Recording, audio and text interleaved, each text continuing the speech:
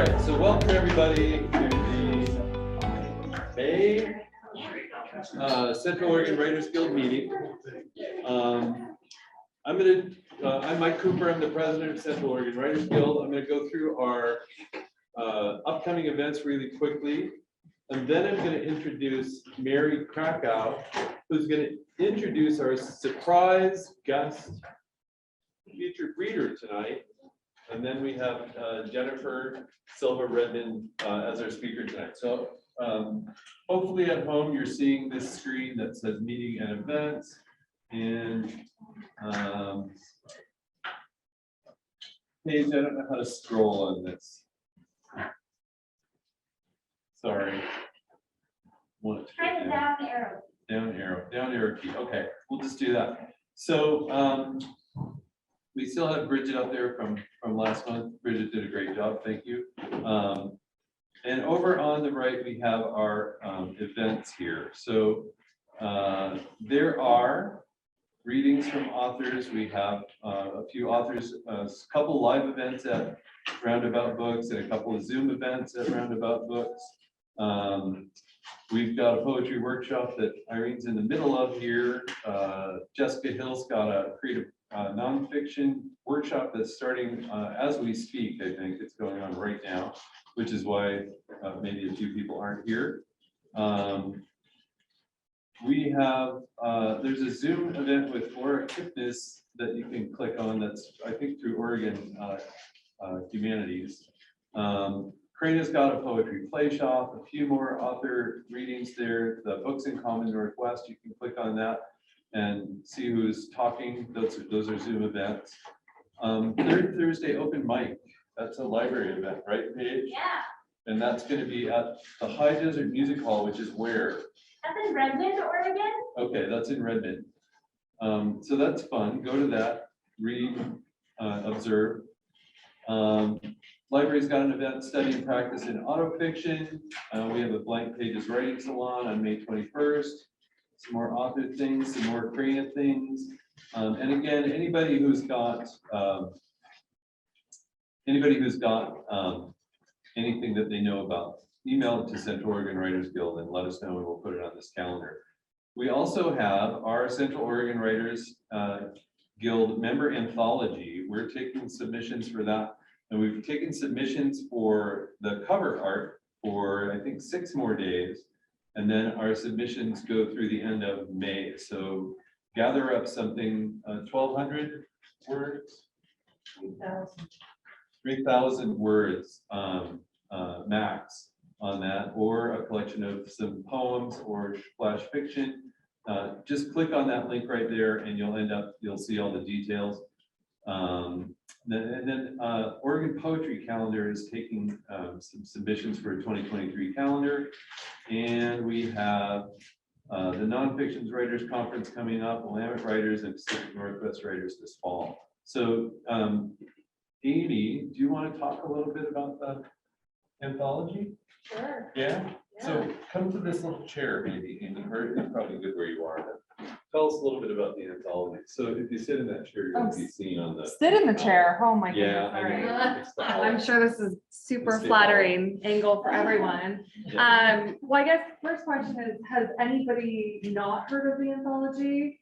Or I guess, has everyone heard of it already? Yeah, most everyone? Okay, cool. Yeah, so basically we're putting together a member anthology to include all of the outstanding writing in Central Oregon and COWG. And really we're looking for submissions from all of you, fiction, short fiction, poetry. You can submit in multiple categories.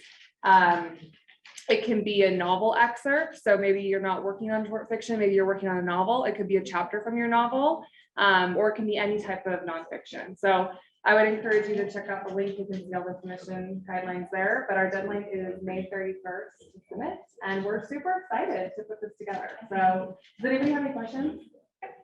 No, everybody's gonna submit? Yeah. Okay, cool. Any questions on Zoom?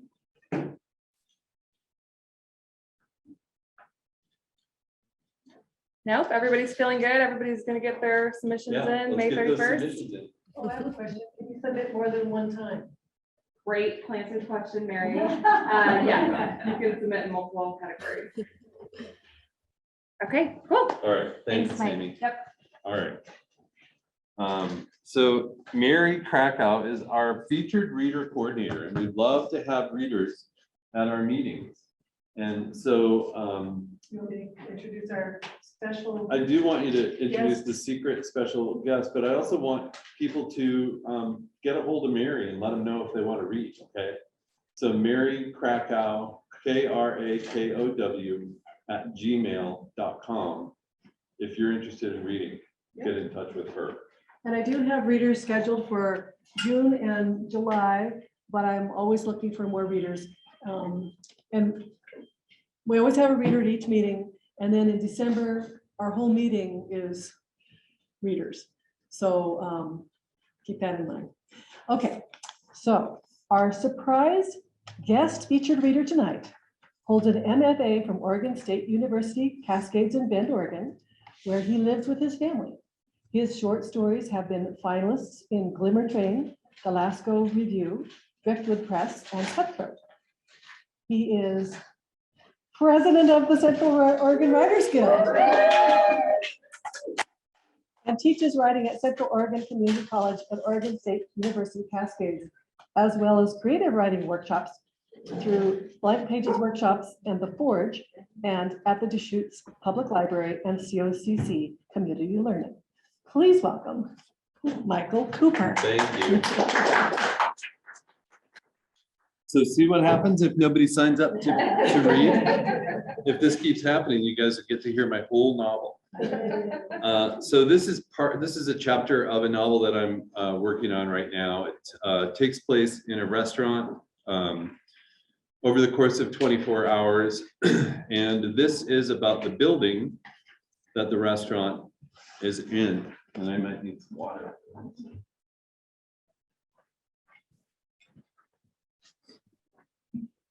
Okay.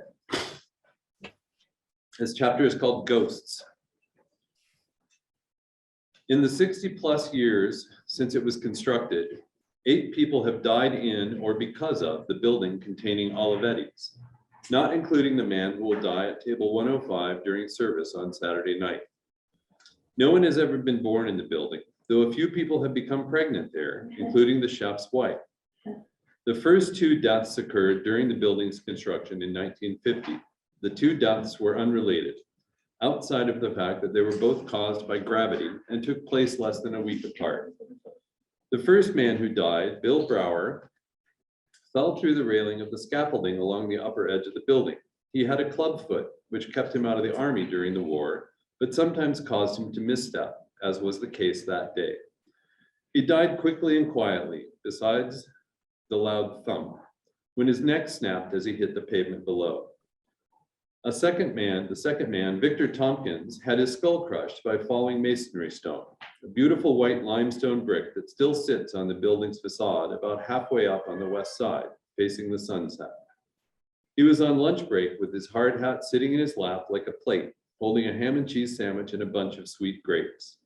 The stone made no sound as it fell until it hit his head, again a thump, killing him instantly. He most likely never even heard the sound himself. The next 2 deaths came close together as well, 6 months after the building was occupied. The first was a young woman named Melanie Gort, an assistant to the man who had helped with the invention of Teflon. Things were going well for Melanie. She had just finished secretarial school, landed her first job, and was engaged to be married. She was working alone in a room where a small diesel-powered generator was providing a steady stream of electricity for one of the inventor's experiments. It was chilly outside, so she closed the windows. She soon developed a headache and grew tired, so she curled up on the couch to rest. She was not aware that the product of an internal combustion engine was carbon monoxide, or that it was poisonous to humans. Her death was followed shortly, just 1 day after her funeral, by the death of Stan Wentz, an accountant who worked in the office directly across the hall from the inventor. Stan was a soft-spoken man who lived with his mother. He had considered taking a job with another accounting firm, but their offices were across town and would have involved 2 bus transfers. He may have lived a long and productive life had he made that choice. On the morning of his death, as he got off the elevator on his way to his office, he was mistaken for the inventor by Melanie Gorf's grieving fiancée, a former lieutenant in the US Army who kept his Army-issued semi-automatic 45 caliber Colt 1911 service pistol when he was discharged after the war. Stan bled to death in the hallway by the elevator. The fiancé/lieutenant died many years later in prison. In 1954, a year after the armistice ending the Korean War was signed, a woman who is known as Sister Mary Catherine, originally named Viola Lundgren by her parents, died in an office on the second floor. She was 22 and had entered the convent a year earlier because she believed she had been called to do the Lord's work. She came from a poor but very religious family in Kansas. She had never been to a doctor in her life, so she was unaware that she had a disease that made the walls of her heart grow thinner over time.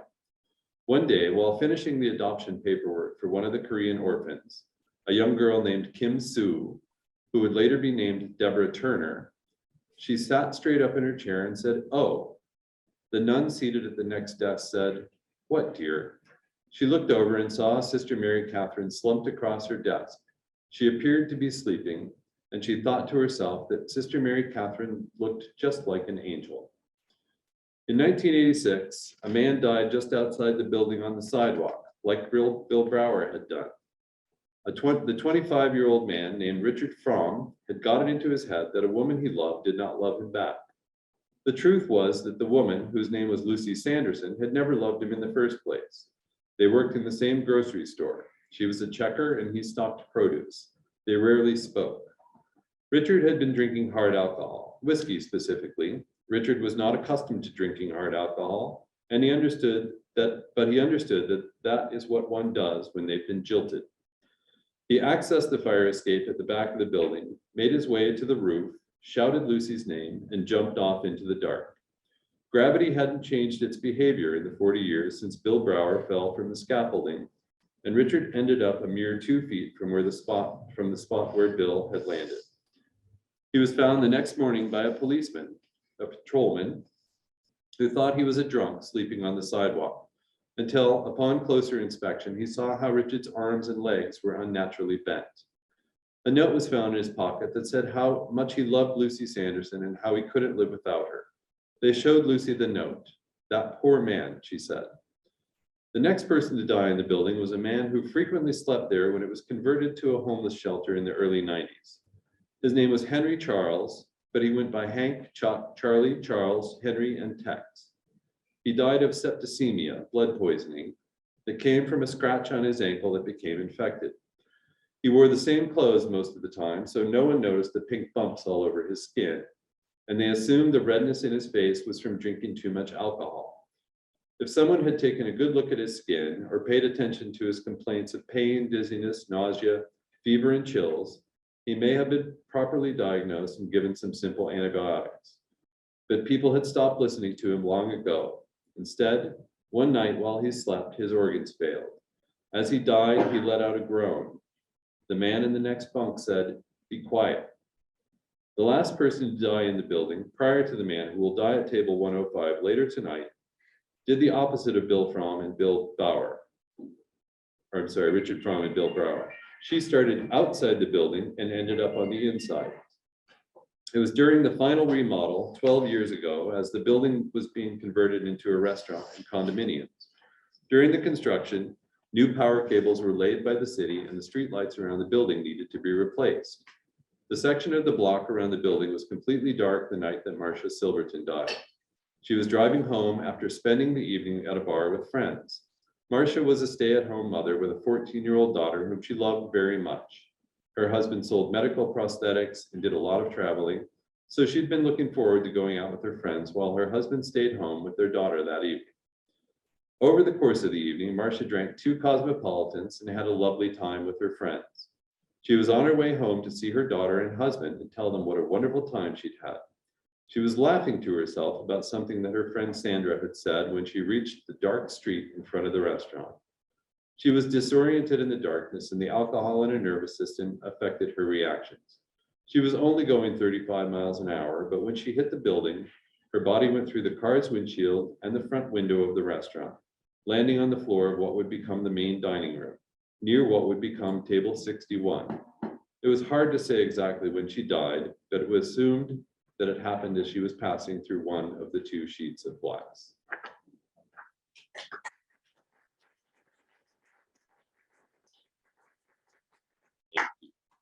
All right, our presenter this evening is Jennifer Silva Redmond. And Jennifer is a longtime acquisitions editor, editor-in-chief, and of the popular Pitch Witch, popular Pitch Witch and tonight she's going to lead a hands-on workshop pitching your book. She's a freelance editor and writing instructor whose essays and fiction have been published in numerous national magazines and anthologies. You can find her on Facebook or www.jennyredbug.com, and this information's in the on the website. And so, without further ado, welcome Jennifer. Hey everybody. I won't introduce myself since that was done so nicely by Mike. And if there's anything you want to know about me that wasn't covered, you can go to the website. As he said, it's jennyredbug.com. And I do a little bit of blogging there about writing tips and that sort of thing. And some of my pet peeves and, you know, that sort of editorial stuff like editors like to do. So what we're going to talk about tonight is, as Mike said, pitching. So pitching, like a lot of things that writers learn, is an art, not a science. So I can't tell you exactly how to best pitch your book because every book is slightly different in how it's pitched. For a nonfiction book, you can practically use the title of a nonfiction book in a lot of cases is basically your short pitch. You may have heard the phrase elevator pitch. And that would be, you know, that came from Hollywood where, you know, you're standing in an elevator and Steven Spielberg gets on and you have a minute or less before he gets to his floor to tell him about the screenplay you've written. So an elevator pitch is basically what we're going to do tonight. And this is something that comes in handy all the time for writers, because what happens is, you know, whether you're at a conference or you're you get invited to some sort of writerly event, you meet an agent or a publisher or another writer, and they say, what are you working on? And you say the title, and they say, what's it about? And what's absolutely deadly is to start telling people the story of how your story came about, because with the exception of people who already know you and love you, no one cares. They want to know what the story's about. They don't want to hear 10 years ago, I had this idea as I was, you know, so it's cut to the chase. And the most important thing to think about is that you're not telling the story of your book. That's the most common misperception in a pitch. It's not Joe Blow worked at an insurance company and every day he went there and it was all the same thing. And then suddenly this happened and then this happened and then this happened. It's not about telling the story, and it's not really about the plot. Now you'll say, if I'm not telling the story and I'm not telling the plot, what am I telling? Well, here's the trick. With a short pitch like we're doing, which is the genesis of everything else you will create as far as marketing your book, that the important thing is what makes it different from other books in its genre. So you need to know what the genre of your book is, and I will ask you to give us that. And if you're unsure, you can just say that, and I may be able to give you some feedback depending on the pitch. But when you're able to say your premise of your book, in a sentence or so. People say, oh, I couldn't get it into a sentence. That's not the important thing. The important thing is that it doesn't go on, that it isn't this happens, then this happens, but a more succinct version of your story. So for example, most of you have probably seen or at least heard of the movie Back to the Future. I'm going to use a movie only because more likely that you've all seen the same movie than that you've all read the same book.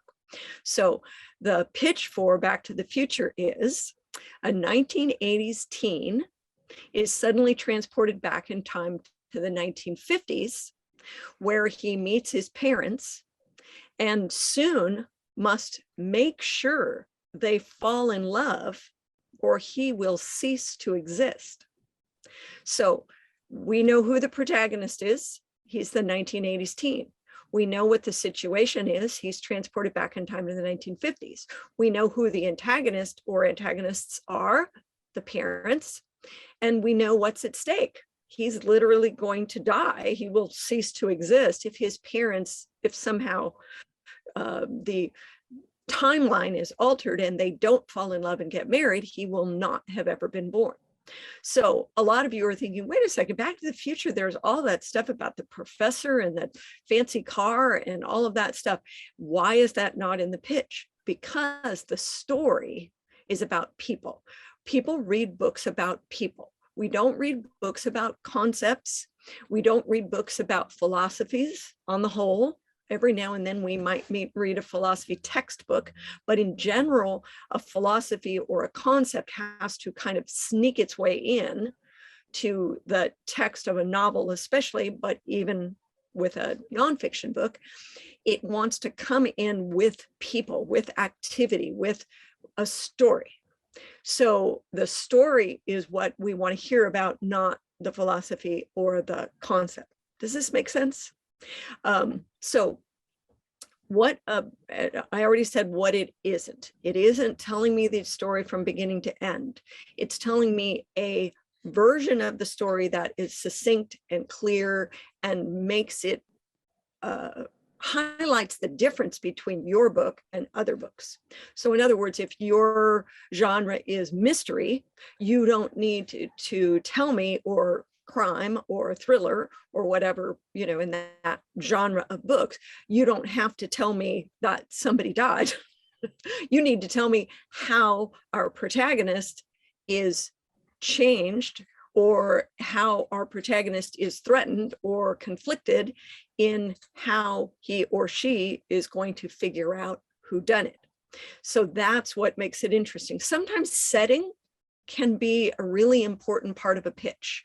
So once again, every book pitches slightly differently because every book is different. And it really has a lot to do with genre. Literary fiction, for example, may have quite a bit to do with setting. A Southern Gothic novel is obviously very different than, a road trip in California. So, those are just completely different. And you might want to allude to that in some way when you're pitching it.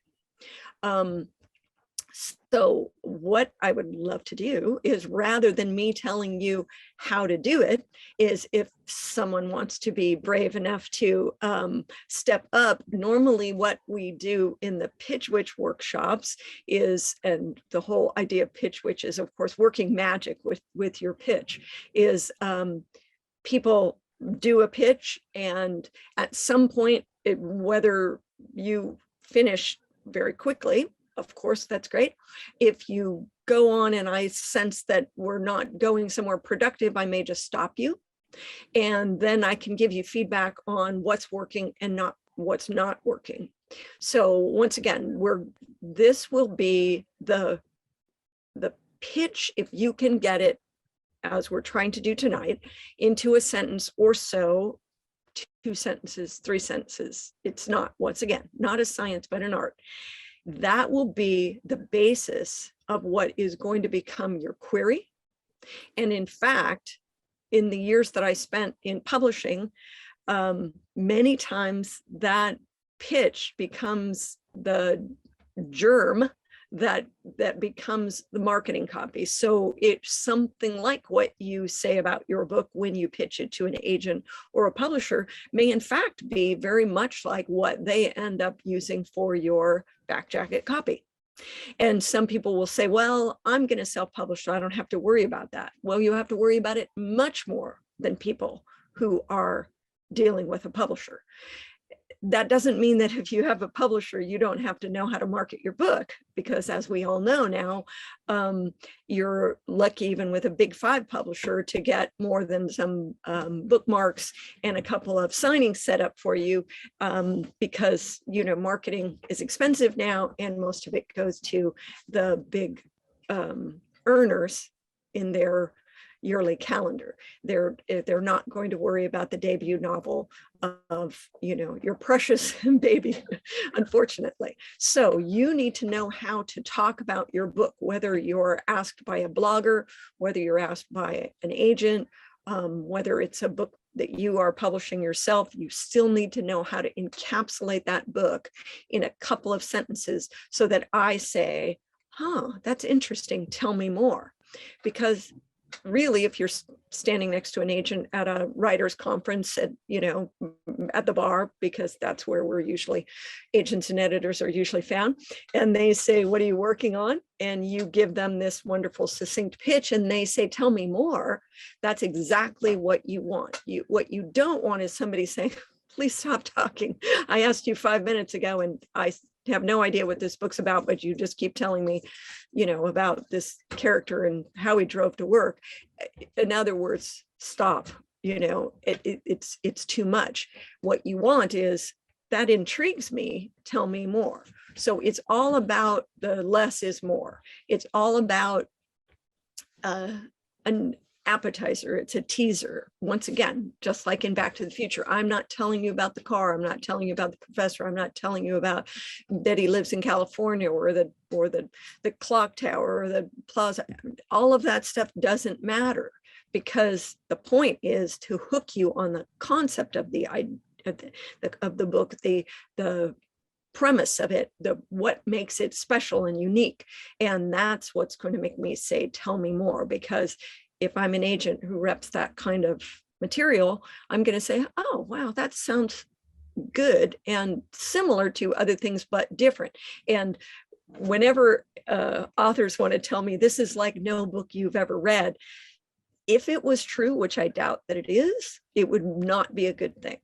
Because just like Hollywood, the big 5 publishers and most mid-list publishers want to publish a book that's very much like something else, but hopefully better and different.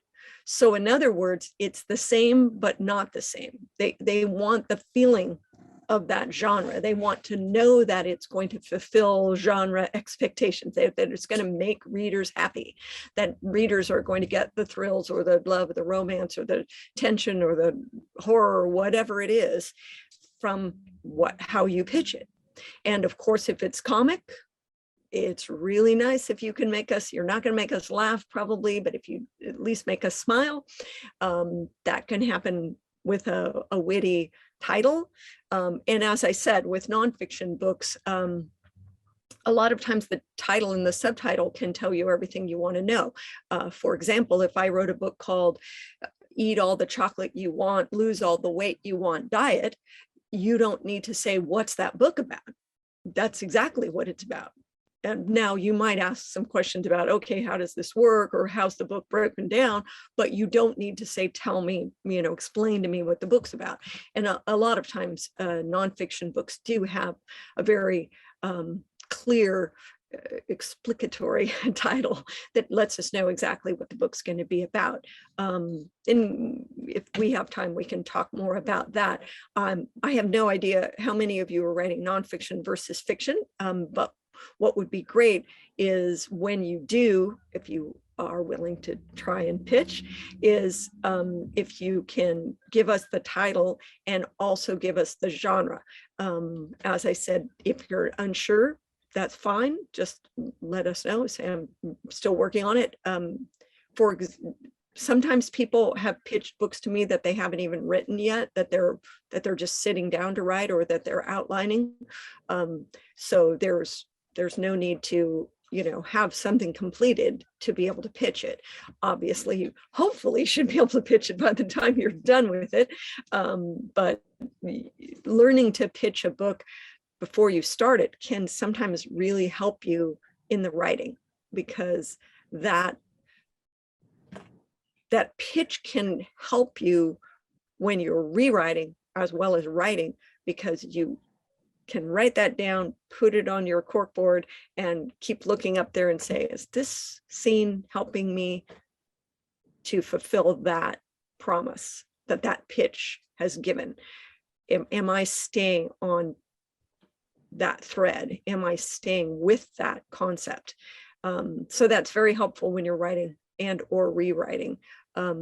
So I guess we could take questions, Mike, or I'm now still seeing just the screen instead of the chair. So at some point we can turn that camera, the library camera, around so that I can see whoever's going to volunteer, and or maybe somebody at home wants to try, or we can take questions. Who wants to try and pitch their book? So I have a question first. Sure. You're talking about basically what I've heard called a log line. Yeah, it is and it isn't. A lot of time in Hollywood, a log line is basically what you would read in the TV guide. A log line can be a one sentence pitch, but most of the time it's much shorter than that. And it would be something that would give you, it would say science fiction, an alien befriends a young boy, and which leads to wacky misadventures, which is not going to define ET the way that you would define it in a pitch, which would be, lost on a foreign planet. A young alien must befriend a young human in order for their friendship to lead to his escape, or his ability to get back home. In other words, you want to connect with the emotion. And a log line tends to be a lot more dry. There's nothing, a log line is a good beginning, but most of the time a log line tends to be, I've written a mystery in which the protagonist is a nun, and she's trying to figure out a death that happened in the nunnery. Well, that's fine, and but it doesn't have the excitement or the flair or the visual concepts of a pitch, which once again, it's, if the book has a lot of focus on the setting, there might be reference to the setting. If the book has a lot of reference to action, it takes place at a ski resort and, a shootout on skis or something like that. I'm not saying you're going to necessarily say that, but you could use words that would help to conjure that. So a log line is certainly on the way to becoming a pitch, but it tends to be a lot shorter. And it tends to be a lot more genre specific and a lot drier. So long story short, they're close. So I don't know, do you have access to the chat, Jennifer? Oh, I do. I should actually look. Andy's got one in the chat here if you want to look at Oh, that. okay. Andy, All right. you want, maybe you want to just read it? Is Andy on Zoom? Okay. Well, I can save us some time. But I'd be happy to have Andy try it after I give some feedback. Can we do it that way? You bet. Okay, so this is basically the plot. It's a very short synopsis. So a synopsis we didn't cover because it's synopsis and a pitch are not the same thing. They're often confused, but a synopsis tells you the plot of a book, and it tells you this happened and this happened and this happened and this happened. And that's exactly what this is. It's a very short synopsis. So that's a great beginning. So what you want to do is take the synopsis that you have here and pick out what are the most salient points. Obviously that it's set in Kauai, that this woman is a native Hawaiian. I think that makes it really interesting that she's Chinese American. I mean, I think these are things that are saleable. Once, like everything else in the world, pitching has changed in the last few years because of the fact that publishers are actively looking for diverse voices in unusual settings and unusual, I mean, unusual not in life, but unusual in literature, protagonists. So that's something that's very saleable. So I think that would be the selling point of this book. And I don't know, you know, because I haven't read it, is if the suicide that gets her there, that she's trying to figure out, is the most important thing in the book, or if that's just something that gets her there in the beginning. So in other words, but this is an interesting point. Sometimes the pitch is not representative of the plot as a whole. As I said, the important thing is, tell me more. I'm intrigued. I'm hooked. I'm, you know, I want to know more about this book. So the pitch might really be about the, as we say, inciting incident. You know, when this person returns home to Kauai, you know, she's suddenly confronted with this, you know, suicide that becomes a murder investigation, and how can she bring her knowledge of the culture as a Chinese American woman to figuring this out. Obviously write it better than I'm saying it off the top of my head, but that might only cover the first 10 pages of the book.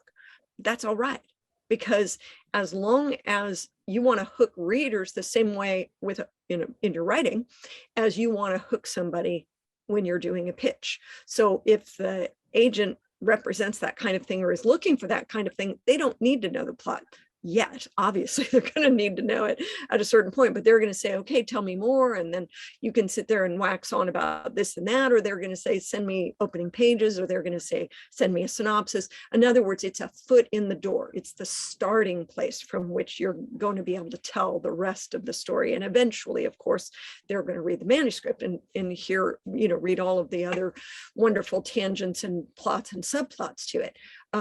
So does that make sense, Andy? So as an exercise, those of us in this room don't see the chat. Oh, I'm sorry.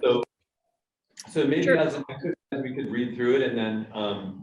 Sure, and then I can read it for you. That'd be great, Andy. Yeah, and thanks for your comments. I down a couple of sentences just while I was listening to you there. So That's the best here's- way. That's the Yeah, best. slightly abridged elevator speech.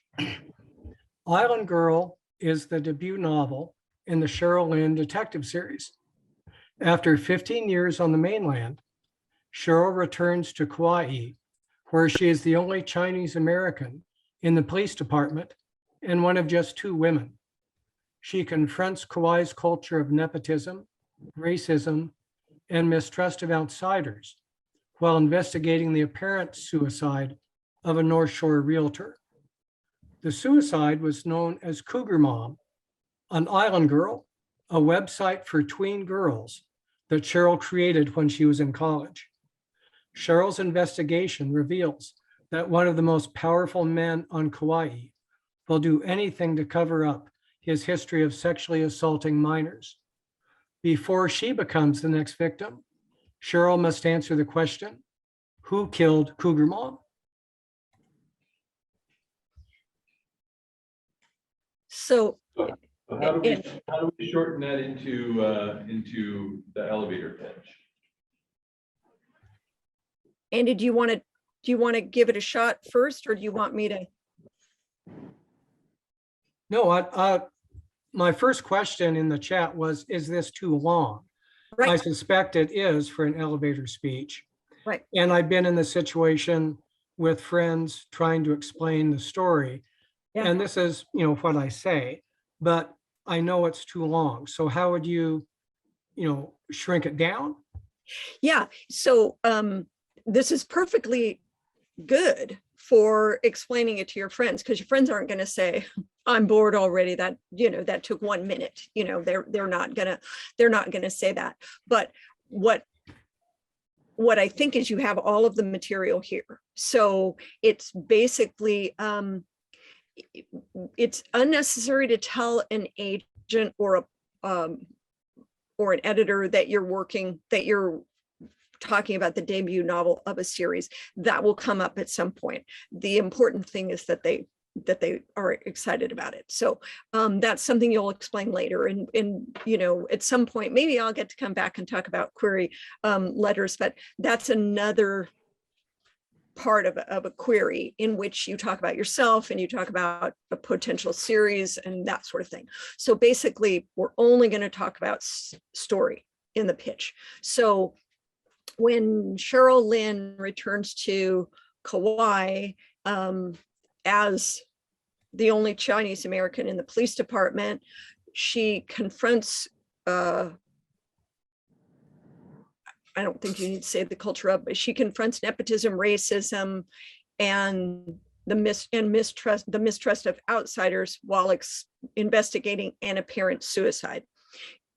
The North Shore Realtor is interesting in the book and important in the book, but it isn't important as a pitch. Her investigation will maybe leads to, or when she discovers, let's say, because once again, you're looking for active words. When she discovers that one of the most powerful men on Kauai will do anything to cover up his history of sexually assaulting minors, she has to uncover the proof of his crimes before she becomes the next victim. You always want to end with the stakes, in my example, or he'll cease to exist. In this one, before she becomes the next victim. And people will say, isn't that kind of a cliche? Yes, it's a cliche, but once again, this is a genre. He's writing genre fiction. That means that somebody who reps genre fiction wants to hear that she's going to maybe become the next victim. We're going to know that the stakes are very high, because stakes are everything in genre fiction. What is at stake for our protagonist? Are they going to be killed? Are they going to be, excommunicated? Are they going to be, thrown out of the country? Are they going to be, there's a million different things that can happen to a protagonist, betrayed, divorced, cheated on, a million things that can be at stake. But that has to be in your pitch. We have to know who the protagonist is. This is very clear. We have to know what the situation is, what the conflict is. That's very clear now.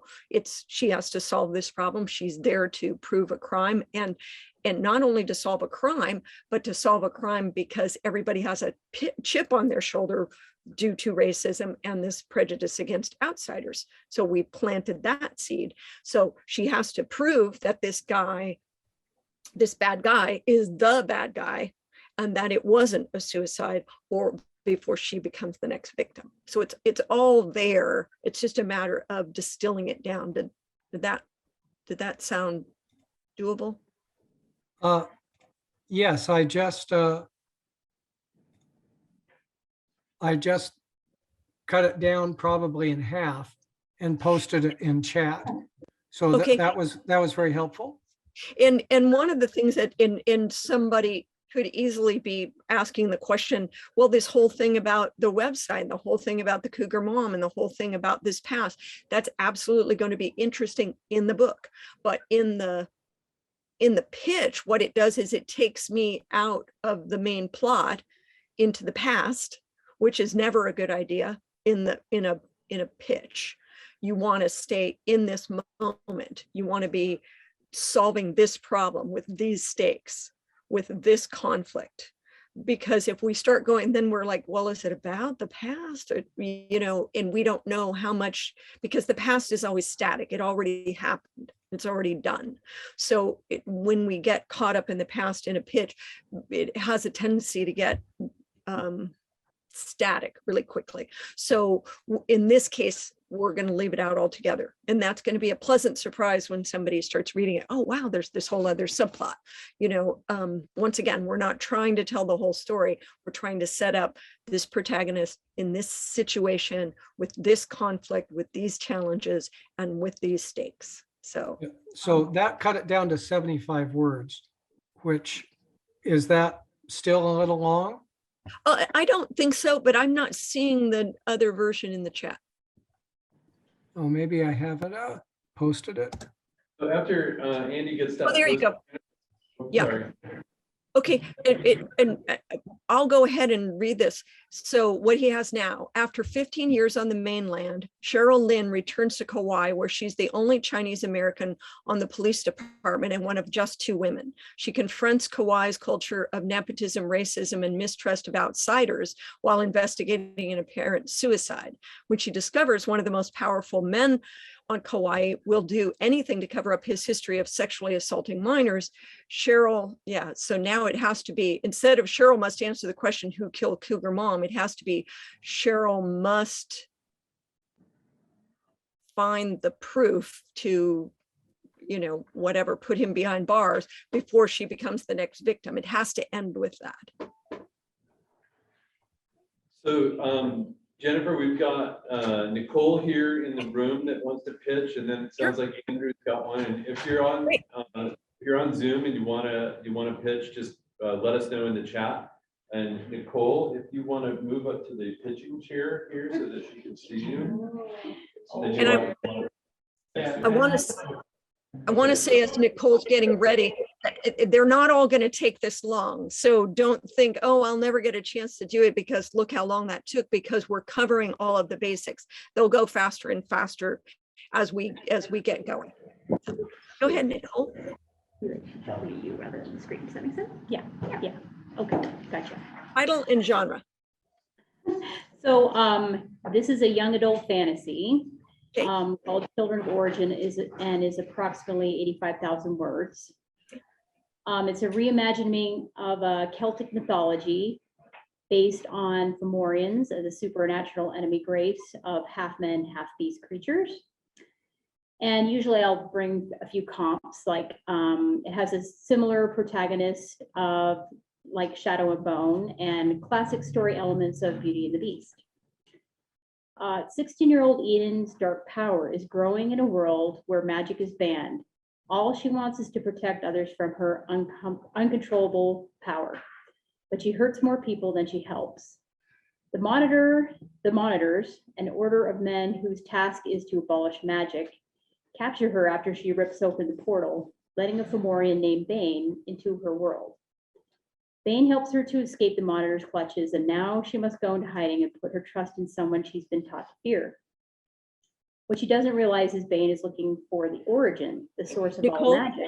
Nicole, I'm going to stop you because it's exactly the same thing. You're telling me this happens, and then this happens, and this happens, and it sounds interesting, but somebody in a pitch situation they want this summarized. So here's the thing that's really interesting is you led off with something I've never heard of before. And then you proceeded to tell me a story that sounds like a lot of stories I've heard before. Now, once again, don't take that as an insult. In the publishing world, that's a good thing. You want to be telling a similar type of story, and all stories are similar, as we know, So tell me again about these half men, half beast creatures. So the Fomorians are like in Celtic mythology, they were the original inhabitants of Ireland, and they clashed with the first wave of people who are called the Tuatha De Danann, which kind of comes together in my book, but it isn't like the front plot story. So usually I'll explain that a little later. Right. And that's fine in a situation where you're in a situation where you have 15 minutes, that could be absolutely fine. And a lot of times in pitch situations, you do have, you know, a whole 15 minutes to tell your story. Now, and there's two ways to go about that. You can spend 2 minutes telling your story, in which case you can get 15 minutes of or 13 minutes of feedback, which I highly recommend, or you can spend 15 minutes telling a story and the background and all of that, and have very little time left for feedback. In this case, we're talking about an elevator pitch, or basically the germ of what is going to be that query letter that you're going to pitch with. And I will tell you that I have taught YA and I have edited YA for many, many years. And actually I edited a series that you should look at, which is called Legends of Orkney. And she deals with Norse mythology in a similar way. And that might be something you might, it's middle grade, so it's younger. But I think what you want to do is highlight this creature, these creatures, because that's what's going to make this stand out. And you said it in the beginning, which is great, but you didn't say it really as part of the pitch. So it sort of felt dry, like just a statement, oh, there's these creatures and they're this. And as opposed to your protagonist is going to come into contact with one of these creatures, then you describe that creature in the way that you just did, but you don't need to say, you can tell them later that it's based on Celtic mythology, but what you want to do is paint the picture of this terrifying beast, you know, this really, because that's what's really unusual about this story.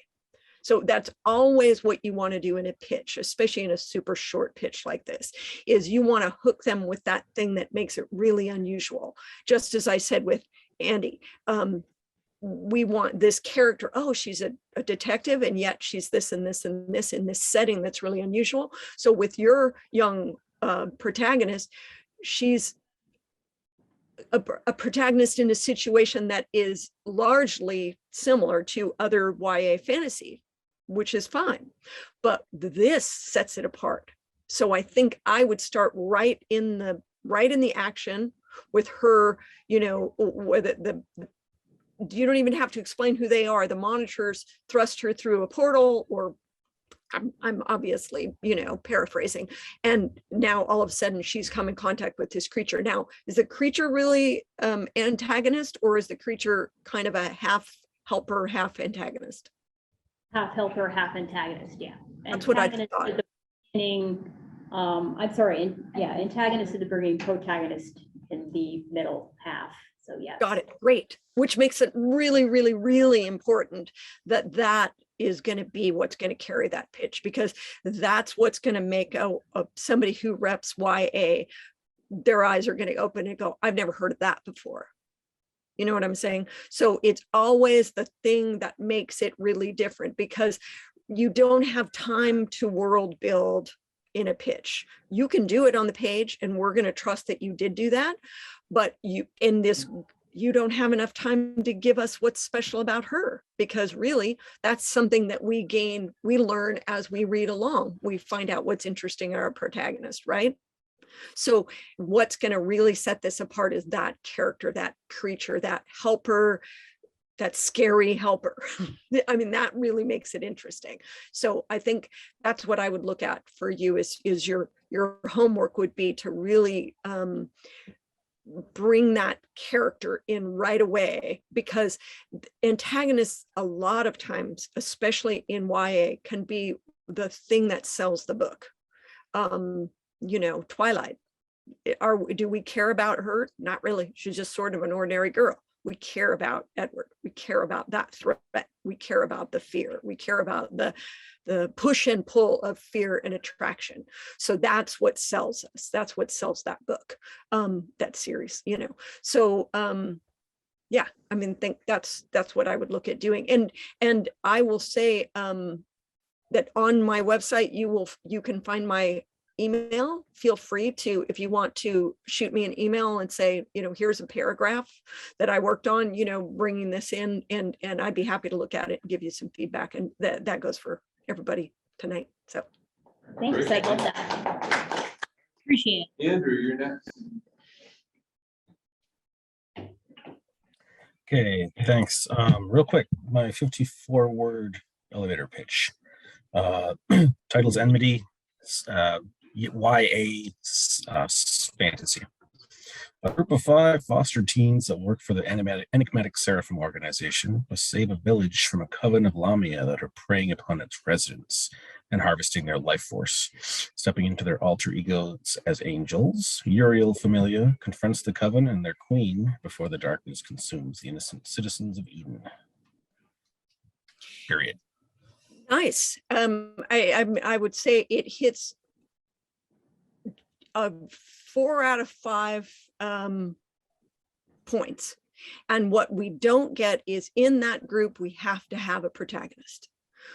We have to know who's your main character. And people say all the time, but it's an ensemble thing. It's this, everybody in these 5 people is equally as important. They can't be. We have to follow someone through this story, and I'm sure you know who that person is.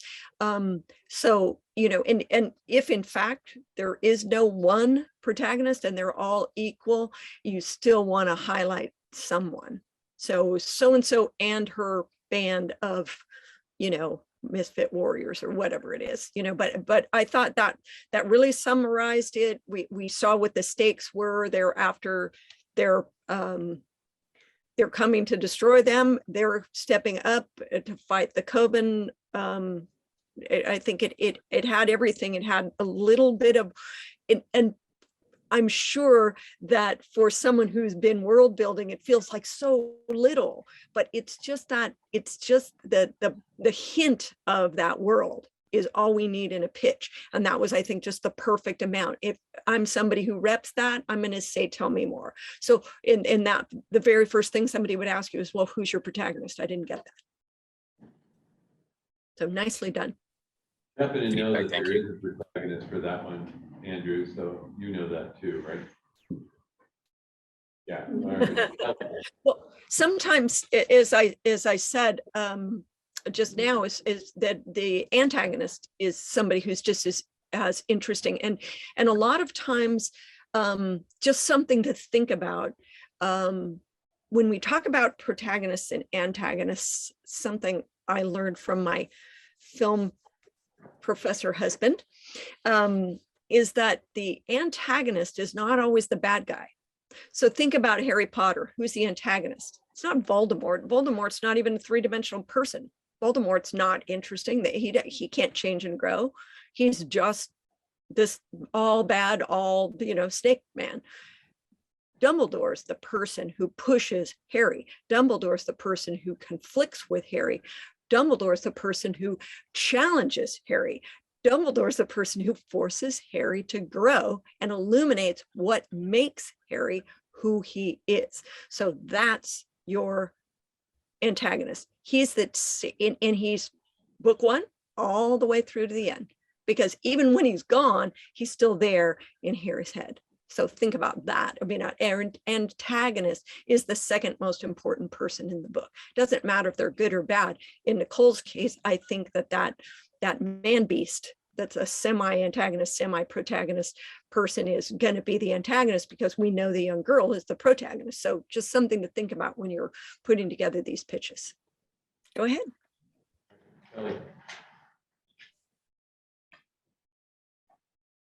Sorry, I was just making a minor change there. Sure. It's literary. Don't have a title yet that I feel comfortable sharing.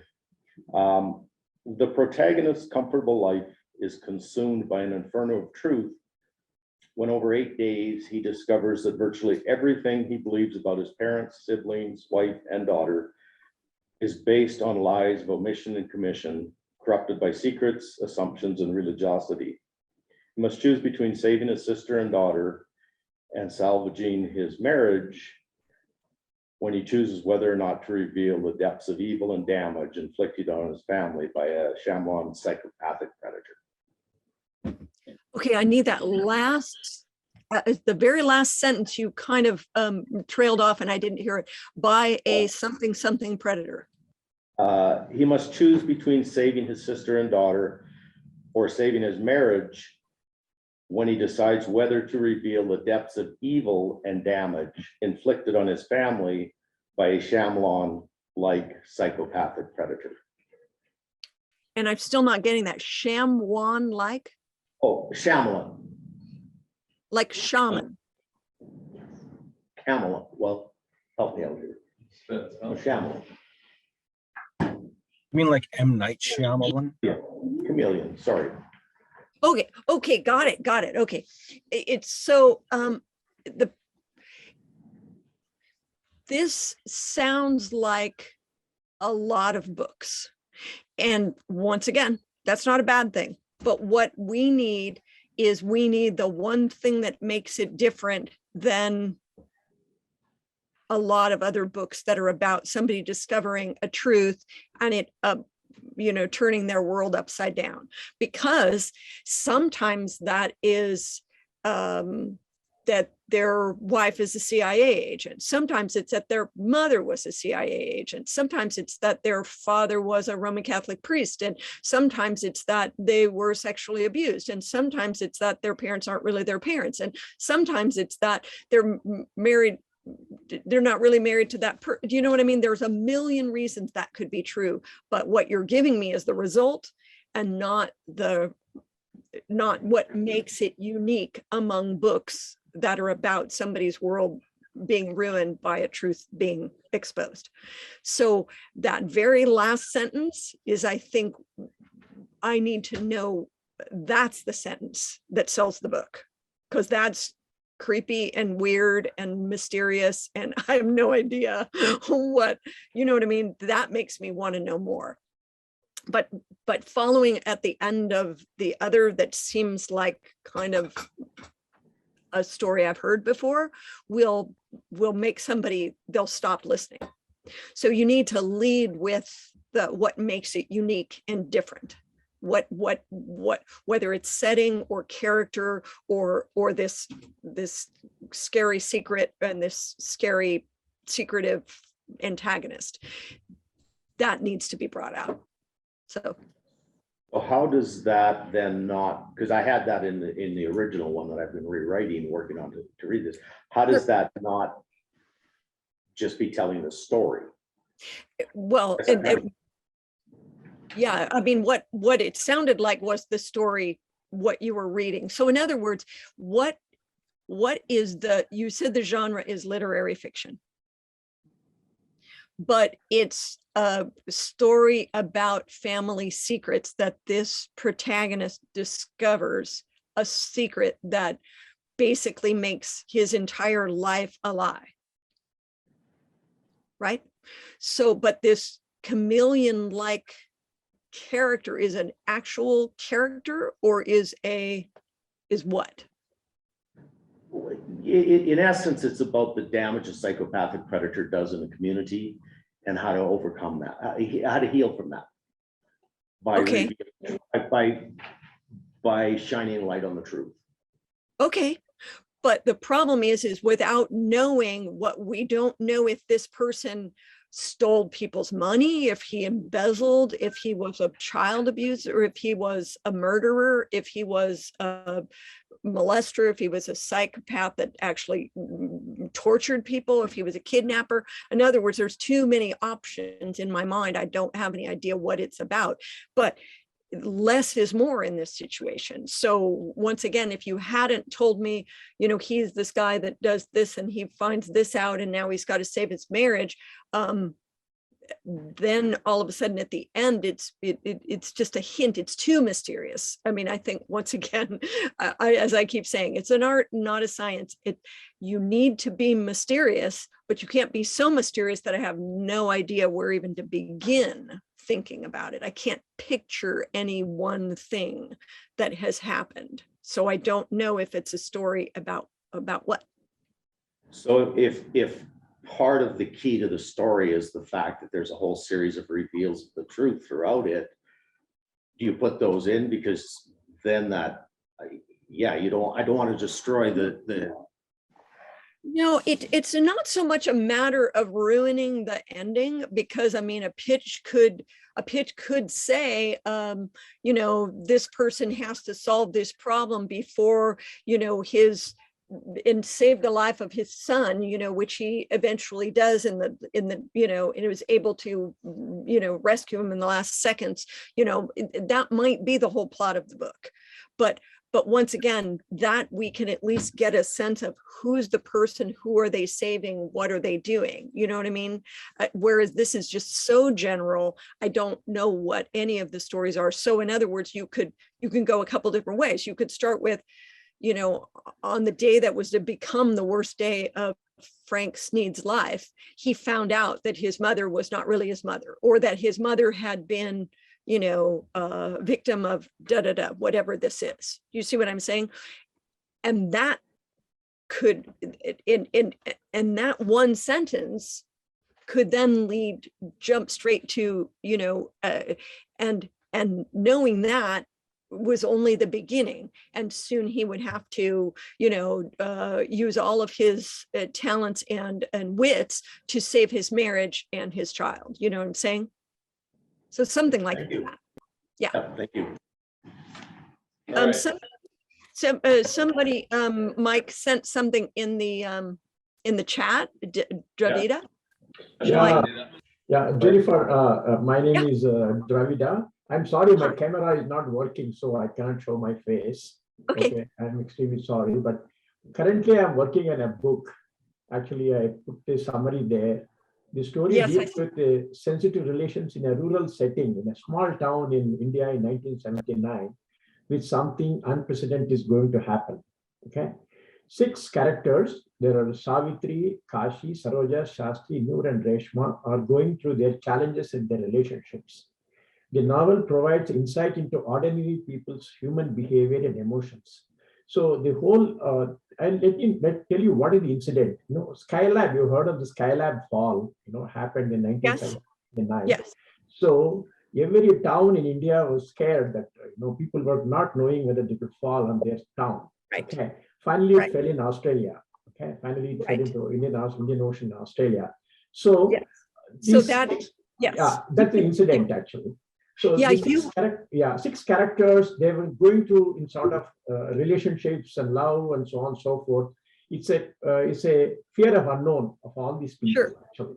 So that is the main theme. So I just wanted to help on pitching this clearly. Okay. I think you just did it. I mean, you read that, and I feel like I've read that story, and it's that nothing hooks me because I want, as I said, just said to the previous gentleman, it's too general, it's too vague, but you Okay. just did it. You just pitched it when you Okay. started talking. Another Okay. word, in 1979 in India, 6 friends are suddenly forced to deal with matters of life and death when Okay. when Skylab is Okay. is predicted to fall on their Yeah. in their town. Yeah. That all of a sudden now I know, and preferably you would say this person and their 5 friends, let's say just pick, Noor and her 5 friends are thrust into a situation where they must confront life and death issues as they await the devastating consequences of Skylab falling out of the sky in 1979 towards their town in India. So now all of a sudden I know who it's about. And you could say, as you did just now, very succinctly, they were tied together through love and relationships. That's fine, but you don't want to say vague things like something unprecedented happening soon, or challenges in their relationships, or ordinary people's behavior and emotions. You want that to come in the book. So just Okay.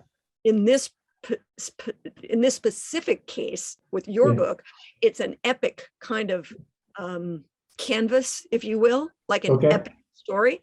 So Yeah. you want to say it in the most clear and succinct way. So you got the challenge, it's falling out of the sky, and these 5 people are panicking and looking at themselves and their life and their death.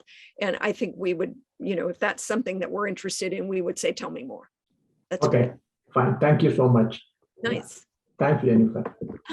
Jennifer, we've got Alec, then Eric, then Kathy, and as Alec makes his way up here, I have a quick question. You said Sure. that something ticked 4 out of 5 boxes. What are the boxes? Oh, I just meant that I was, I was getting a sense of the setting. I was getting a sense of what the conflict was. I was getting a sense of what was at stake. And I was getting a little sense of the human relationship, but what I wasn't getting was who was the protagonist. So I was just kind of rattling those off in my head. I don't think that those are, once again, they're not going to be exactly that way in every pitch. So I don't want to say like, you have to do this, this, and this in every pitch, because again, every pitch is different. But when you're talking YA, especially YA fantasy, it's epic, it's big, it's world building, but you can't sit there and say, oh, it's a world that's pink and unicorns fly through the air. I mean, you can't just tell us about that world. You need to hint at it. Then we want to pick up the book and find out about it on the pages. Here's Alec. Hey, Jennifer, thank you for taking the time. Sure. So the title is A State of Crisis. It's actually a screenplay. It's a thriller drama that's written a lot like Crash. So here's the pitch. When a rookie cop shoots and kills a mentally ill Black man, it sets off a series of events for the cop and the family involved, among others within the subculture, which reveals underlying crises that interweave stories of loss, redemption, mental illness, police brutality, and immigration. It sounds very timely, but it also sounds like something that I've heard, once again, not a bad thing. But I'm listening to that and waiting for something that makes it sound different. What's the unique thing about this? Now, I think the mentally ill man, I would need to know, there's all kinds of mental illness. So is he schizophrenic, or is he psychopath, or is he? Yeah, he's schizophrenic, but he has Okay. like a specific personality disorder that's Okay. on the scale of schizophrenia. Okay. So I think is he your protagonist, or is the young cop? Nah, that's more the inciting incident. Okay. The protagonists are more the cop and the sister who's involved in the family, and how Oh. they separate and deal with the mental illness into opposing storylines. And then it follows an immigrant who also struggles with schizophrenia, who just ties in the theme. And there's like A storyline characters, B storyline characters, and C storyline characters that resonate with the major themes of the A storyline characters. So it interweaves a couple of storylines. Yeah, I think that's good on the page once again, but very hard to pitch. And as I recall hearing, Crash was really hard to pitch. It was something that was That's what my pitch is based off of. Yeah, by a exactly. lot of, it was turned down by a lot of studios because of that. It's like, what am I grabbing onto? And so I would really focus on him. You're a young man, he's a young man, you're inside his head. And I'm not saying you can't write her, of course you can. But what I'm saying is when you're pitching to somebody, if you're trying to sell it as the story of the young Black girls, you're writing it hers story, I think I would just focus on him. In other words, I would focus on the young cop and give us an idea how interacting with the person who he's killed, the sister of the person who he killed, and this immigrant are going to change his life. And also what I don't get is what's at stake for him. I get that he's going to change and grow, of course, because he's a protagonist. But what I don't get the stakes. I don't get what he's risking. And if what he's risking is something subtle, in other words, his sense of who he is or his sense of what he believed or something like that, then that takes it more into the realm of literary fiction. And I mean, even in the sense of an art film versus a action film, right? Yeah. So, and which is a little more crash-like. So, but we need to know what's at stake for him. So I think I would just go back to it, and it's there, but it's just not enough that makes it special to me. What makes it different from the Matt Dillon character in Crash? Okay, thank you. Yeah. Jennifer, are you on a boat? Sorry? Oh, yes, yes. We just moved our boat up from the Bay Area to Washington. So I'm coming to you live from the Olympia Yacht Club. Well, I would show you out the window, but all you can see is pilings covered with barnacles. So. Go All ahead. right, well, good evening and thanks so much to hear this. You've heard this many times already. I can already sense this. I don't have a title. It's a novel. I would term it a comedy. And the pitch is: a mysterious stranger shows up in a small town with a message to save the world, literally. Those he befriends, charms, confounds, and amazes become as apostles, willing and reluctant to bring the message to the world. But who is Michael Green really? A charlatan, a madman, or actually the angel he claims? Huh. You know, I find that intriguing, but I would say that what I'm not getting is your authorial voice. If you're writing a comedy, which it sounds like it is, just in a kind of in general terms, but I don't get the sound of your voice as a comic writer. Does that make sense to you? So in other words, like with a joke, right? We set something up and then we confound the listener's expectation. So I think that rather than tell it in that way, I would try and tell it in a way that will surprise us, that when you've set it up in a way that doesn't surprise me when it says that he claims to be an angel.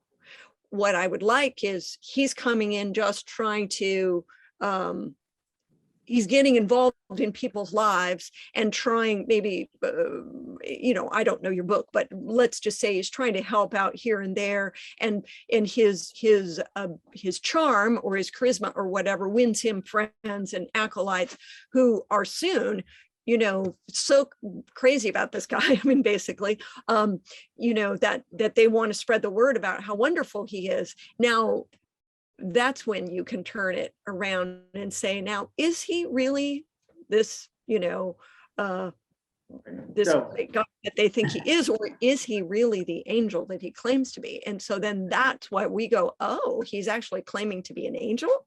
That's really intriguing. And yeah, I'm going to try and think of a novel that just came out, and they're a friend of mine wrote, and he just got a contract for a Netflix movie of it, and it's something you should read because it's dealing with religion, and it's very funny. And I remember him pitching it, and I remember telling him the exact same thing. That's nice, and I get that it's going to be funny, but it's not funny now. It's not funny to me. So once again, you could do it with a title.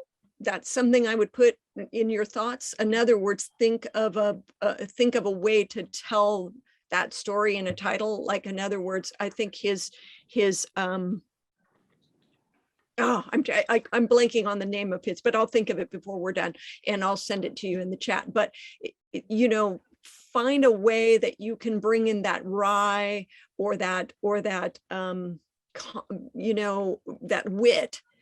in a way that will matter more than the plot.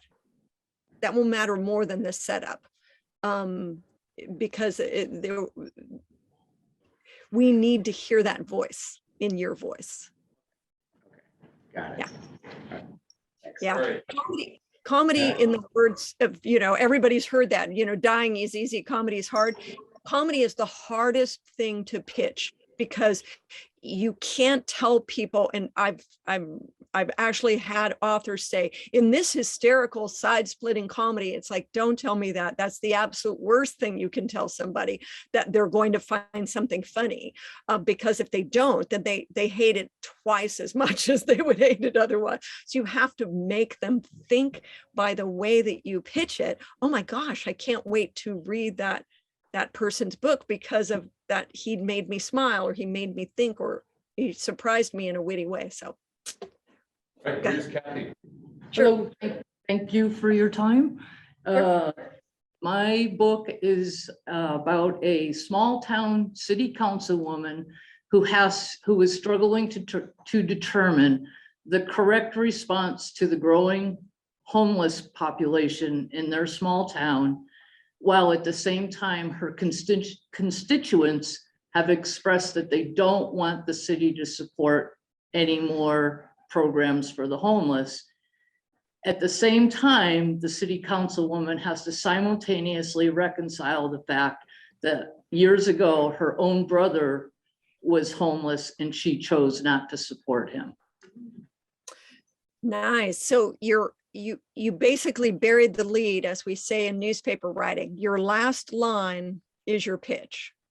So Anna Mae, small town councilwoman, is, beset on both sides. Her bosses want her to solve the homeless problem. Her constituents don't want her to deal with the homeless people, but she has a secret, and that is that her brother was homeless and she turned him away when he needed her help. And if they aren't going to say, tell me more about that, then one, they haven't got a heart, and two, they don't sell your kind of book. So that's it. That last sentence is it. Thank you. That's really good. I like that. Yes. All right, here's Don't worry. Heather. Don't worry, Rebecca. I see your hand up there. If I don't know if Mike does, but I see you. Okay, go ahead. Hi, thank you. What She Knows is a teen novel set in an ecologically devastated future. 15-year-old Coral has been self-absorbed with the mystery of her adoption. But when her home is ransacked, she heads out with a pygmy goat into the Rockies to find out what a secret fracking site has to do with her mother's disappearance and a rare wolverine's survival. Nice. I like that. I mean, you've got a setting, you've got a character that is involved with something. I think that opening line is just a tiny bit awkward. I mean, I'd have to see it in print, but I think that you might be able to even ditch that first line. Go ahead from the top again one more time. Well, are you talking about the first line about what she knows is a teen novel set in an ecological? Oh, okay. No. 15-year-old Coral has been self-absorbed with the mystery of her adoption. But when her home is ransacked, she heads out with a pygmy goat into the Rockies to find out what a secret. Okay. Yeah, I start with when 16-year-old so-and-so's home is ransacked, she heads out with the pygmy goat into the steppes to figure out what's happening with this, and if it can shed any light on the fact that, about her adoption. Oh, okay. Yeah, good. Wrap it around the other way, but that's great. I mean, I saw the place, I saw her, I saw the pygmy goat. Nice. Okay. Thanks. Quirky, so quirky is also something that when you're listening to pitches all day long, you just love something that a pygmy goat, it may not be, the pygmy goat might not be on every page, and it probably isn't, but that's going to stand out. And an agent's going to say at the end of the day, I swear to God, if I was standing there next to them, I would say, like, anything interesting today? Well, there was this one YA one, she's this girl, she's got a pygmy goat. And that's what's going to stick in somebody's head. And that is also a way to sell it. It'll end up on the back jacket copy too. Rebecca, you got a pitch? Yes, thank you. The title is Novitiate. It's possibly metafiction, I was told, but I don't know for sure. And the pitch is, A middle-aged single mother grapples with her identity and the question of when and how to let go when her beloved only son enters the secluded life of a monk in a tiny mountain town. The mother is slowly revealed through the observations and perspectives of others, begging the questions, are we who others see us as? And what defines a person as mother? Yeah, I think that for a genre, you know, whether you want to call it metafiction, literary fiction, you know, it's all in how you write it. So I couldn't really say whether that, it sounds a lot like women's fiction, and a lot of agents are, you know, that's a good thing. It's literary fiction is harder to sell, be in the words of an agent that said to me, and to my, I was aghast. They said, oh, well, the difference between literary fiction and commercial fiction is nothing happens in literary fiction. And you know what they mean. It's, you know, it's like an art film versus a action film. You know, it's about people's thoughts and people's emotions and people's memories and people changing who they are through a process that goes on mostly in their heads. And that is what this is. But I think you want to, I would strongly urge you to sell it as women's fiction, because you are writing about her, and even though you're writing about how other people see her, it's not that wildly different than you know, something like a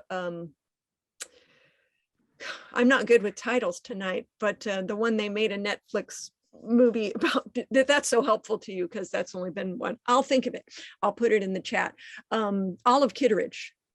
It's not that different than an Olive Kitteridge, you know, and something like that is definitely literary fiction, but it's also women's fiction. But back to the actual pitch, I liked the idea of her seeing herself as she lets him go. So I think you summarized that nicely. I think I would just stay away from how the book is written, because I think that's, you know, in other words, I'd say the result rather than shown from different points of view from different people. So just blend that straight from your opening into she's, you know, she sees herself reflected in others. In other words, keep the focus on her, because that's what makes it women's fiction. And I think also your audience is going to be women. So, and that's a good thing. There's more women buy books. That's okay, everybody else. You don't have to, but yeah, I think that's your genre. So. All right. Thank you, Jennifer. We've got a couple of minutes left, and maybe people might have just general questions. Anybody? Sure. In the room or online? So I have a question. Can you hear me? Go ahead. No, someone on who on Zoom is talking? I was trying to talk, but I'm not tech savvy, so I don't know. Okay, go ahead. We got it. Okay. I wanted to do a pitch. Hello? Okay, go ahead, Linda. Okay, the name of my book is Once Upon a Time, a Memoir. And it's the story of how I grew up in a colorful but dysfunctional family, the damage the secrets caused, how I learned to cope with post-traumatic shock syndrome years before I was diagnosed, and how rotted brain syndrome destroyed my conflicted relationship with my father. I also talk about my relationship with my country. Okay, it sounds like a lot of books that I've read. I teach memoir, and it's probably one of the main things that I edit is memoir. I think you once again, it's too many generalities. I don't know what rotting brain syndrome is. Oh, do you want me to answer? Yeah. Well, it's something I discovered that happens when aging occurs, and it changes a person, it changes how they make decisions, basically changes them into somebody else just before they die. They're not the same person. Okay, well, if that's a big part of the memoir, then I would bring that out earlier, because as we've discussed with some of the others, it feels like a lot of books that I've read, it feels like, because it's too general, you know, Okay. this person is colorful but dysfunctional, whose family isn't, you know, there were things that we had to overcome, you know, who didn't have to do that. You know, I mean, of writers, you know, we're writers mostly because we grew up in dysfunctional families and had to overcome certain things. So I think that won't be enough to get somebody to prick up their ears. So I think if this character that you interacted with, it had this syndrome, and this is a big part of it, then I would bring that out, because it was the only thing that made me go, huh, I don't know about that. I want to hear about that. So, you know, if not, then you need to look at the book and find out what's unique about it that doesn't sound like, you know, a lot of other memoirs. Okay, thank you. Yeah, sure. Right. Mary has a question for you. Sure. Well, my question is, at the beginning of your presentation, you said that you have to say the stakes. What are the stakes? But some of these pitches that have been made, I didn't hear the stake exactly. So does it depend on the genre, or what's? It absolutely depends on the genre, because if I'm talking about YA fantasy, I need to know not just what is this girl or boy going up against in terms of this bad guy or this force or this, you know, killer unicorn or whatever it might be, right?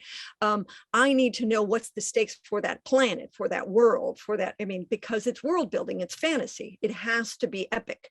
In the case of Rebecca, was it? I think her letting go of her son as he goes off to become a monk is, you know, from the point of view of a modern day mother, is like, now I have to change everything about what I thought about myself and him, and what our futures would be, what his future would be. Who am I now reflected in that? So that's a completely different genre. So it's not to save the world or before she becomes the next victim. But if we tell that crime novel and we don't say before she becomes the next victim, it's like, oh, well, she can figure it out. And it sounds like it's more just kind of a tempest in a teapot. You know, we need to have the stakes. So the stakes definitely change with every genre. The stakes there have to be stakes in a picture book. There have to be stakes in a middle grade book. There have to be stakes in every kind of literature, but they're just always going to be different based on that genre and the story and the writer. So yeah, I think that's, you know, that's what makes it, as I say, that's why I led with it's an art and not a science. If there was just, oh, do these bullet points, everybody would just do the bullet points. It's much like everybody writing a synopsis sounds like everybody would do the same thing, but it's totally different for somebody writing a synopsis of a literary fiction versus, you know, interstellar, you know, intergalactic warfare with, you know, teenagers on the moon, you know, which was actually a pitch that somebody gave me. It's like, I guess it's just basically teenagers on the moon. And I was like, okay, stop, don't say anymore. I think that's your pitch. You know, it probably won't be your title, but teenagers on the moon, I want to know why. And it was really fascinating. It was like they got left there by some, you know, but did you need to know that? No, it's just, if you were somebody that sells that kind of stuff, just teenagers on the moon was going to be enough, you know? So you don't, in that case, obviously you'd have to explain that the moon is being destroyed and blah, blah, blah to show what the stakes are, but you kind of get inherently that it's dangerous. It's not fun. Yeah, that it once again, my husband's input as a screenwriter and a teacher of screenwriting is in screenwriting, we call high concept versus low concept. So low concept is the women's fiction, you know, the woman and her son and how what he's going through and how that reflects on her. It's all happening basically above the neck. It's all happening in our minds. High concept is Teenagers on the Moon. It's, you know, it's the gal in Kauai trying to figure out how to throw this guy that's powerful behind bars before he can not only go on to kill other people, but maybe kill her. That's very high concept, you know, but Teenagers on the Moon is way high concept, you know, so it's a progression, you know, from low concept being things that are very ephemeral and hard to pin down, hard to visualize, you know, people sitting in drawing rooms, you know, saying, hello, Sebastian, and that sort of thing, you know, interpersonal relationships versus shootouts and, you know, wars and monsters and that sort of thing, high concept. Does that make sense? So. Yeah. Jennifer, we have one more pitch here, Sarah. Sure. That's all right. Yeah. I was inspired when I heard another memoir, so I'm gonna try it. Good. I did have a question though. Should the memoir pitch be in the first person? If you can, I mean, if you feel comfortable with it, I always think it's much more powerful. And All right, working title, Russia, My Unrequited Love. Ever since I saw the PBS NewsHour report of Chernobyl, I was fascinated by a place my parents feared, the USSR. 2 weeks before my Peace Child musical tour to the Soviet Union, I experienced a devastating betrayal at home that challenged all I knew and believed. Traveling to the USSR, I found a place where I could lose my secret and find new love, hope, and a future far from home. But living and working in my newfound motherland in the late 1990s, I was forced to either face my past or choose my future in Putin's Russia. I think you've got the pitch is basically that last sentence. So there's the stakes, Mary. That's what we were talking about, right? She saved it for the last sentence. And because we don't really care why you wanted to go to Russia and we don't really care what brought you there. We want to start in media res, as we say in the literary world, you know, right in the middle of the action. So there I was in 1990, or there I was in, you know, whatever year it was, and this and that happened. You can refer to the, I think in the book, yeah, in the book, we're going to care everything that happened before, but it's just like Eat, Pray, Love. She doesn't pitch the story of Eat, Pray, Love by saying, I was lying on the floor, you know, crying about my broken marriage, blah, blah, blah. It's travel around the world and find, you know, love and sex and spirituality in 3 different continents, right? Because that's what we get the book for. But she starts crying on the floor of the bathroom with her marriage crumbling around her. So what we want is to sell it with Russia. And, you know, don't you wish you were pitching a completed manuscript right this minute? But that's okay. People won't stop being interested. But yeah, just start with it right there. You're there and you're committed to it, but then things change and something makes you say, do I go back home or do I stay in Putin's Russia? And in Putin's Russia is, I mean, that's great because you don't need to explain a lot of stuff. We know what that means. Yeah, now you know, yes. Yeah. Yeah. No, I mean, 6 months ago, yeah, maybe not. No, yes. but people that knew, and now a lot of people know, but I mean, people are willing to be ignorant about things that are right in front of their faces many times. Yeah. Thank you so much. All right, Jennifer, can we do one more pitch? Of course. I blocked off till 7:30, so I didn't know, you know, we talked about 7 and 7:30, so I'm good. All right. Jessica's online and on Zoom, and she's got a pitch. Go, Jessica. Can you hear me? I hear you fine. Hi, I'm Jessica, and I've written a early chapter children's book called Winnie. Okay. Winnie moves to a new country to go to a kindergarten set in a retirement home. As she grapples with having moved to a new place with a new language, she struggles with her grandmother's rejection. Will Winnie be able to see all her grandmother has lost by being put in the retirement home? And will her grandma recognize all Winnie has lost by moving to a new country? I think your pitch is in that last sentence where you set up the juxtaposition between the grandmother, what she's lost, and Winnie, what she's lost.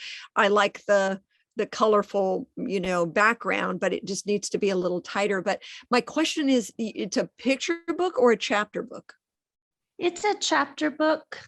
Okay, so that's okay then. I mean, because it sounded like it should be a chapter book. So like 8 to 12?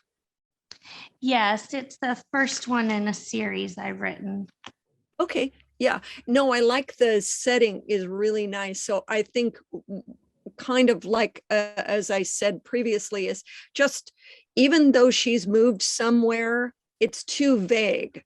So rather than have you go into detail, I would rather just start with Winnie is a kindergartner at the school that is on the grounds of this retirement village, and her, I don't know how you're going to segue into that, but every day she sees her grandmother or whatever, and then to your last line there, that the juxtaposition between what the grandmother's lost and what Winnie's lost and what they can bring each other. Because with middle grade and picture books, you always want to end with an upbeat. It can't be a question. Are they gonna be happy, or are they gonna kill each other? You can't do that. It has to be, what will each one bring the other? We need to know that there's going to be resolution. I mean, I think it's pretty clear from that what you said that there is, and everybody ends up happily ever after. Okay, thank you. I was wondering then, the part about her adjusting to a new culture and language comes at the end? Well, the question is how much of the book is about that. If it's the main part of the book and the grandmother is a subplot, then I would do it. But you need to, is she coming from Africa or Estonia? I don't know. Is she coming from, the Philippines? So without going into a lot, I can't know enough for it to be an important part of the book. So if you say, where is she from? Spain. Okay. So if you say, whatever her name is, recently, arrived from Spain or something like that, just say, then when you refer to it at the end, what the grandmother's lost and what Winnie has lost in losing her entire culture and having to learn it all again, and what can the two of them bring to each other? Great, thank you so much. You're welcome. And thank you. Oh, you're so welcome. I'm glad everybody, at least everybody, got a chance that I hope wanted to. And as I said, my email is on the Jenny Redbug site, and that's on the page that Mike showed you. So if somebody wants to shoot me another one and say, hey, I worked on it again, what do you think? I mean, I'm not going to spend a ton of time, but I will definitely give you a thumbs up, thumbs down. It's good, it's better, keep working on it, or whatever. So feel free to do that. And I really enjoyed being with you guys. Yeah, we enjoyed having you, and I think those examples that you gave were useful for all of us, that we can, I think you talked about it in great detail, and I think I personally got a lot out of it. So thank you very much. Thank you.